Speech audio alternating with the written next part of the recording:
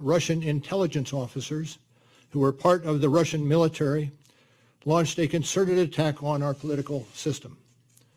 The indictment alleges that they used sophisticated cyber techniques to hack into computers and networks used by the Clinton campaign. They stole private information and then released that information through fake online identities and through the organization WikiLeaks. The releases were designed and timed to interfere with our election and to damage a presidential candidate. And at the same time, as the grand jury alleged in a separate indictment, a private Russian entity engaged in a social media operation where Russian citizens posed as Americans in order to influence an election. These indictments contain allegations, and we are not commenting on the guilt or the innocence of any specific defendant. Every defendant is presumed innocent unless and until proven guilty. The indictments allege, and the other activities in our report describe, efforts to interfere in our political system. They needed to be investigated and understood, and that is among the reasons why the Department of Justice established our office. That is also a reason we investigated efforts to obstruct the investigation. The matters we investigated were of paramount importance. It was critical for us to obtain full and accurate information from every person we questioned. When a subject of an investigation obstructs that investigation or lies to investigators, it strikes at the core of the government's effort to find the truth and hold wrongdoers accountable. Let me say a word about the report. The report has two parts, addressing the two main issues we were asked to investigate. The first volume of the report details numerous efforts emanating from Russia to influence the election. This volume includes a discussion of the Trump campaign's response to this activity, as well as our conclusion that there was insufficient evidence to charge a broader conspiracy. And in the second volume, the report describes the results and analysis of our obstruction of justice investigation involving the president. The order appointing me special counsel authorized us to investigate actions that could obstruct the investigation. And we conducted that investigation, and we kept the office of the acting attorney general apprised of the progress of our work. And as set forth in the report, after that investigation, if we had had confidence that the president clearly did not commit a crime, we would have said so. We did not, however, make a determination as to whether the president did commit a crime.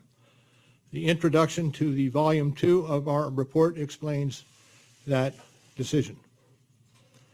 It explains that under long-standing department policy, a president cannot be charged with a federal crime while he is in office. That is unconstitutional. Even if the charge is kept under seal and hidden from public view, that too is prohibited. The special counsel's office is part of the Department of Justice, and by regulation, it was bound by that department policy. Charging the president with a crime was therefore not an option we could consider. The department's written opinion explaining the policy makes several important points that further informed our handling of the obstruction investigation. Those points are summarized in our report, and I will describe two of them for you. First, the opinion explicitly permits the investigation of a sitting president because it is important to preserve evidence while memories are fresh and documents available. Among other things, that evidence could be used if there were co-conspirators who could be charged now.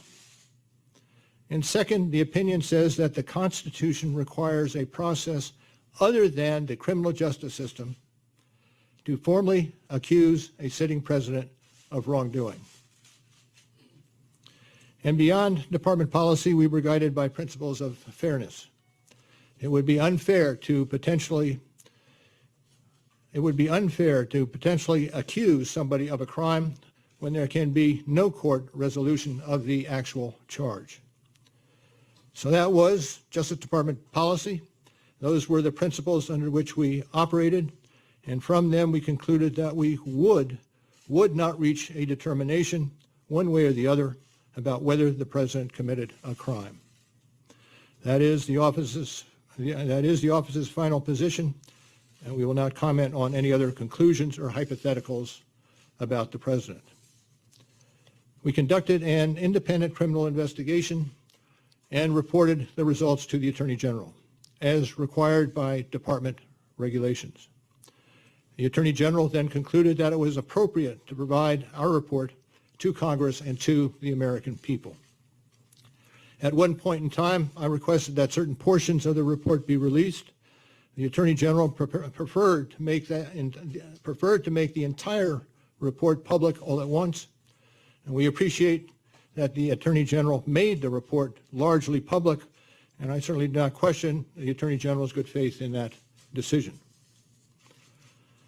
Now, I hope and expect this to be the only time that I will speak to you in this manner. I am making that decision myself. No one has told me whether I can or should testify or speak further about this matter. There has been discussion about an appearance before Congress. Any testimony from this office would not go beyond our report. It contains our findings and analysis and the reasons for the decisions we made. We chose those words carefully, and the work speaks for itself. And the report is my testimony. I would not provide information beyond that which is already public in any appearance before Congress.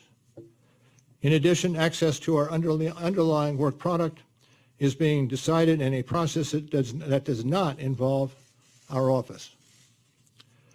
So beyond what I've said here today and what is contained in our written work, I do not believe it is appropriate for me to speak further about the investigation or to comment on the actions of the Justice Department or Congress. And it's for that reason I will not be taking questions today as well.